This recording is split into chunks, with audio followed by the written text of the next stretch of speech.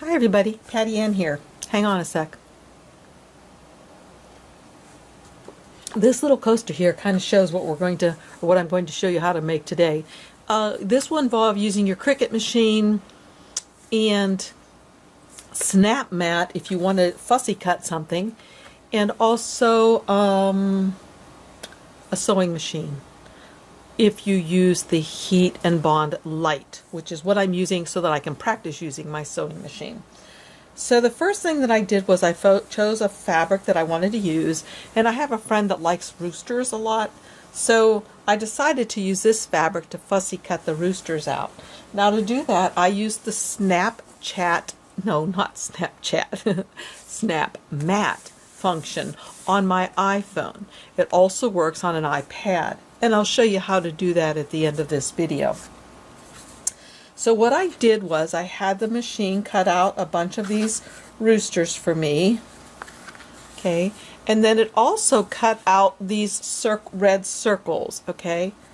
So remember or recall, when we want to cut out fabric using our Cricut machines, we have to have something on the back of it, a backing, and the backing that I use is called Heat and Bond Light.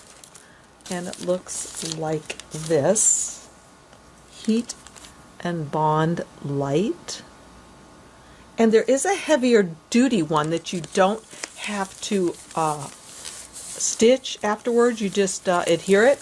But I wanted to practice, like I said, using my sewing machine also, and I think it just adds a nice little touch.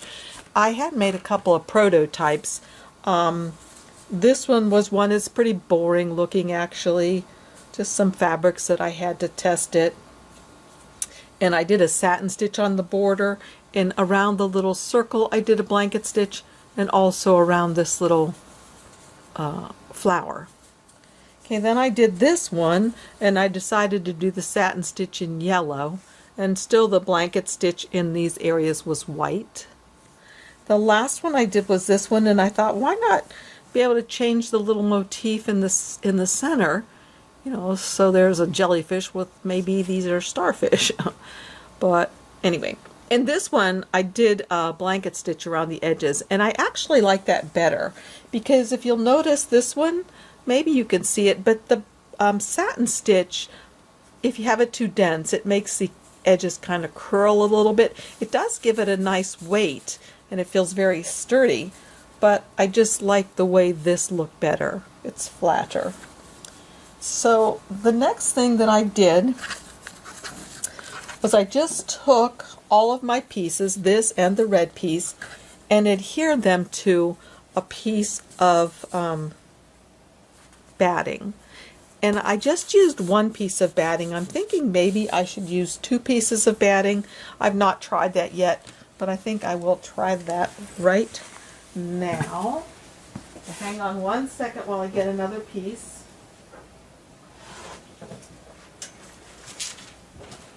Okay, and what I'm going to use, since I don't have any of the bonding fabric or the Heat and Bond Light on the back of this, and I want these to stick and not move much, I'm going to use this Sulky KK2000. It's a temporary spray adhesive. I'm going to spray some down here and then take this and just set it on top, and it should stick it right into place. And then I can trim around this a little bit if I'd like to.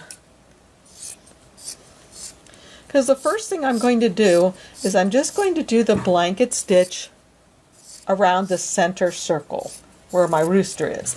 Now, be aware that if you don't have a machine that does a blanket stitch, not to worry. You can do a zigzag stitch, or you could even do a straight stitch around here.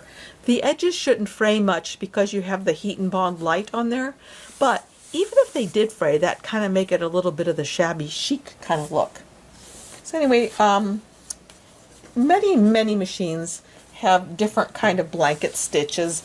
This machine is just one that I got used, and I love it. I love the blanket stitch that it makes.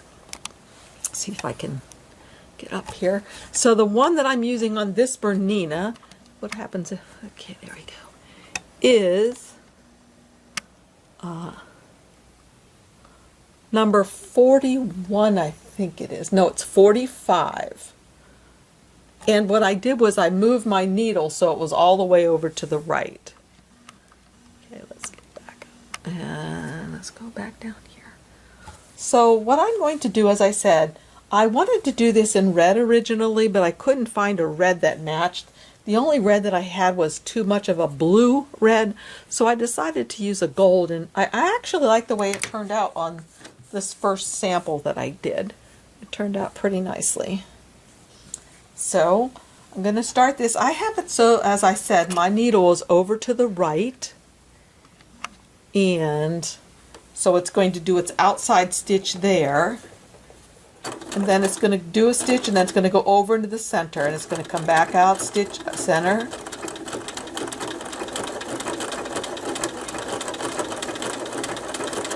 Since I added that extra piece of batting, I don't know if maybe I should have made that stitch a little bit bigger, the one that's the bite.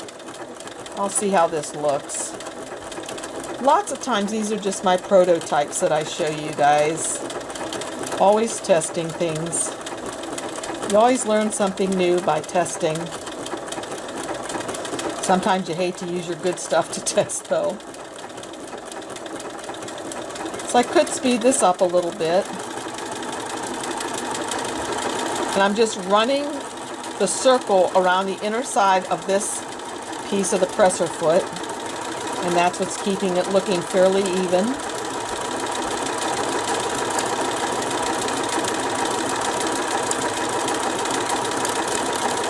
And consistent.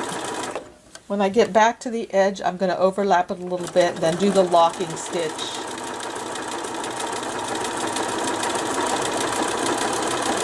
Got a little off my mark there.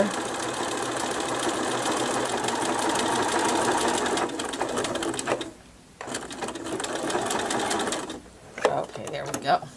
Now let's take a look at how this turned out.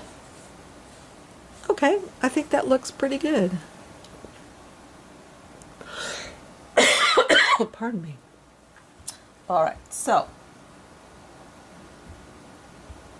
one thing I did forget to do when I was using my Cricut machine cutting these circles out, I should have cut out the back. Whoops, you can't see what I'm showing. I should have cut out the back circle also at the same time, but I didn't. So just because I'm only making a couple of these, and this is just to show you, I'm just going to cut it out. Just cutting off a piece of green fabric. And I should press it because it's wrinkled. Okay, I'm just going to take this piece here and adhere it onto here. But before I do that, I want to trim off a lot of this batting, because when I do this blanket stitch around here, I don't want that batting peeking out. So, trim off these ends first. Then I'm going to trim off the batting. Very close. I can even angle my scissors down in there a little bit if I want to, so that I definitely get the batting so that it's not going to be peeking out, because I don't want it to. Anyway, these would make really cute gifts for your mom for Mother's Day. Make her a set of coasters. And you could probably find a box that you could make with your Cricut machine to fit them into. Wouldn't that be cool?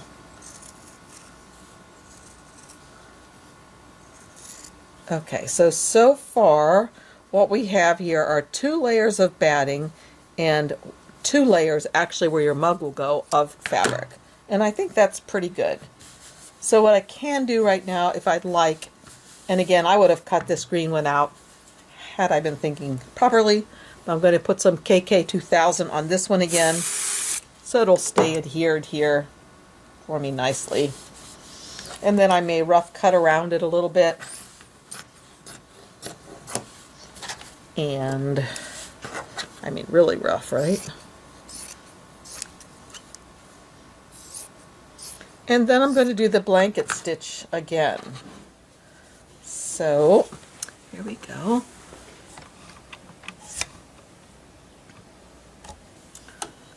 And I'll just start anywhere. Again, my machine needle's to the right, so it will start on the outside of the circle. And I'll just go around.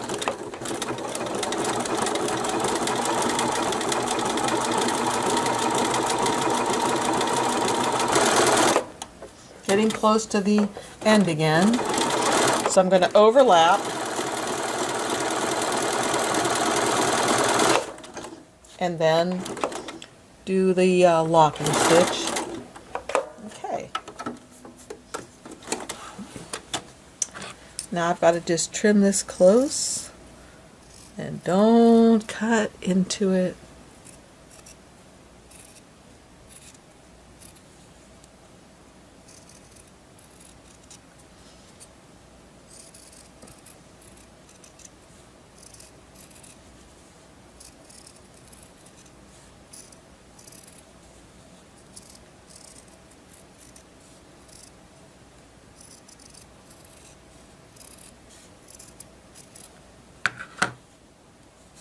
Okay, so there you have it.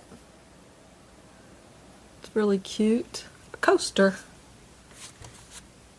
Nicely done. Got a thread here I still need to trim. Oh, didn't get it. But anyway, you get the idea. Let's check it out. There it is. It lays nice and flat. I like it with 2 layers of batting inside there. I might not be wanting to put this on my fine, if I had it, wooden furniture, but maybe for outside or on a kitchen table or something like that, it will be perfect. Love it. So anyway, join me and I will show you how to use the Snap Mat function on your phone, and it's basically the same on an iPad. Okay, in order to do the Snap Mat, I will already have had put the Heat and Bond light, adhered it with my iron to the back of my fabric, and then I'll just put my fabric down on here and press it down. I like to use that little SVG type thing that we have from the Cricut machine. Okay. And then I take this over to the floor and I'll show you on my iPhone next what it looks like. Okay, it looks like I forgot to record what I was doing on my phone. So let me tell you that the yellow ones are the ones that we want to use. Those are the ones I want to fussy cut because they're the small ones that fit in the center. So I had another mat in use or preview and I just replaced it. And these are not the ones that I want. These are the big white ones, or the ones that will be red. The ones we want are these. And if you'll notice in the lower left hand corner it says Snap Mat.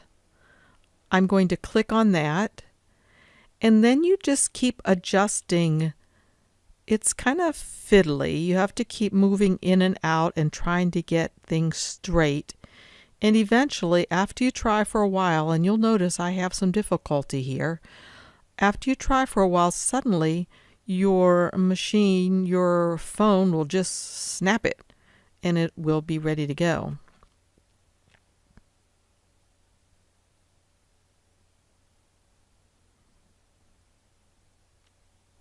So I'm still trying. Ah, there you go. So that's what it snapped. And then up in the upper right hand corner, I'm going to click the word Use. Okay, and then notice that those 4 little circles that I need have been put on top of the Snap Mat image. And I'm going to move those so they're over the roosters that I would like to have. So I'm just kind of adjusting them. That one I hope I change because it's going off the edge. Hope I noticed. Alright, so I'm still adjusting and I'm trying to figure out, now those 2 can't overlap like that, so I'm going to keep moving things around. Fixed him. Seems like I'm having a little bit of trouble figuring out which roosters to choose. But okay, I must be happy with that one maybe. And if I am, then I will click on Continue on the lower right hand corner. And you can see that it's working. It says that the material is set to fabric. Recall that I have it set to bonded fabric on my Cricut machine. And I'm just going to load it and cut it. And meet me back here again with my other camera. Okay, now I'm taking the fabric off, and as you'll see, some of them cut perfectly and some of them have a little spot that I need to fix. And I think, like I said, that that's because I need a new blade. But that's easy to remedy. I just take a pair of scissors and I can see exactly where it cut already, like that. And these guys are great. And this guy just needs a little bit of a trim also. And I can see where it needs trimmed right there. See? There. Okay, so there you have it. That's as easy as it is to use the Snap Mat function on either your iPad or your iPhone. So anyway, thanks for joining me, you guys. If you like my videos, please give me a thumbs up and subscribe. I sure appreciate it. Thanks. Bye.